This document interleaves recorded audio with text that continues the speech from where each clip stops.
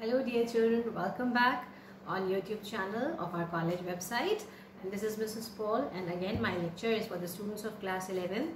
We will today again complete the lesson figures of speech.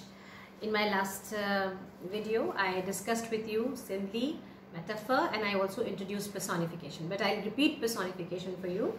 So what is a personification? In personification we ascribe personality and intelligence to inanimate things. For example, if I say books are my best friends, I consider books to be my best friends. What does this mean? It means that I am saying that I consider books as my friends. So I am giving an intelligence and personality both to books and considering them as though they are some individual. Some other examples are: opportunity knocks at the door but once. Alright, these are all children abstract ideas, but they are treated to be as individual persons. Anxiety is sitting on her face. Love is blind. Death laid his icy hands on kings. Let not ambition mock their useful toil. Authority forgets a dying king. So how do you make out personification? That when we ascribe intelligence and personality to inanimate things, that figure of speech is personification.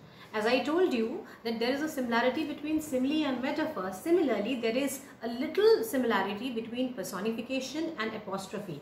In an apostrophe, children, an apostrophe is a direct address to the dead, to the absent, or to a personified idea. Here you talk to them or you address them as though you are talking to a person who is already dead in the past. For example, O liberty, why are you so dear? O death, come soon. And here in apostrophe there is always an exclamation mark. So it is easy for you to understand the difference between personification and apostrophe. How do you understand apostrophe? An apostrophe is a direct address to a personified idea or to the dead or to the absent person or an object or an idea. Alright. Some other examples are: O solitude, where are thy charms? And children, I want you to note down these in your registers so that you can learn them later. O grave, where is thy victory? O Julius Caesar, thou art mighty yet. O sweet content, where is thy mild abode?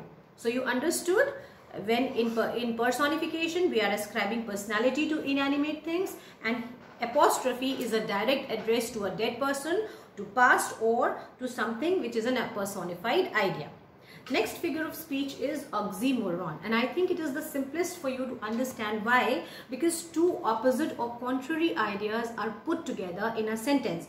In this figure of speech, two opposite qualities are added to the same thing. So whenever in a line of a poem you see that two opposite things are put together.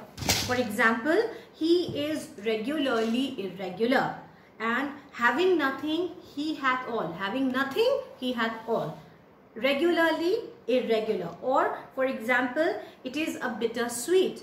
It is an open secret. Statements like this where two opposite words are coming together in a sentence is oxymoron. Some other examples are: James, I was the wisest fool. He was having a life of active idleness. Our sweetest songs are those that tell of saddest thoughts. So two opposite ideas, two opposite contrary ideas, when they are put together in the statement, that is the figure of speech oxymoron. Then comes hyperbole.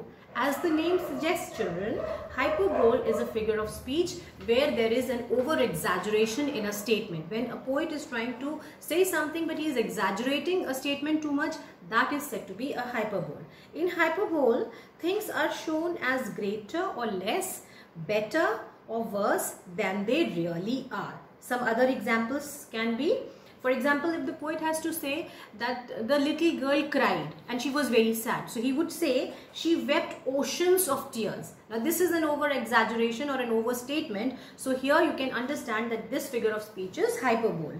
Rivers of blood flowed in the battle. Now some other examples can be: for example, there is a poem of Wordsworth, The Daffodils. So he says, my heart leaps as I behold 10,000 saw I at a glance a bunch of golden daffodils. He just wanted to say that he entered a valley where he saw beautiful golden daffodil flowers. So he's saying, in order to say that, he's saying 10,000 saw I at a glance. So these type of statements where there is an over exaggeration are said to be hyperbole. The last figure of speech is onomatopoeia. Now, onomatopoeia here, in this particular figure of speech, children, you can understand it like that there is a repetitive occurrence of words or a phonetic use of phonetic words or a sound. In this figure of speech, the sound suggests the sense or the meaning of the statement. For example, murmuring of innumerable bees, grunt, grunt goes the hog. The curfew tolls the knell of the parting day. I chatter, chatter as I flow to join the brimming river, and beauty born of murmuring sound shall pass into her face. That is, the repetition, the repetitive occurrence of words suggests the sense of this figure of speech. So altogether, I have taught you 7 figures of speech. They are simile, metaphor, personification, apostrophe, oxymoron, hyperbole, and onomatopoeia.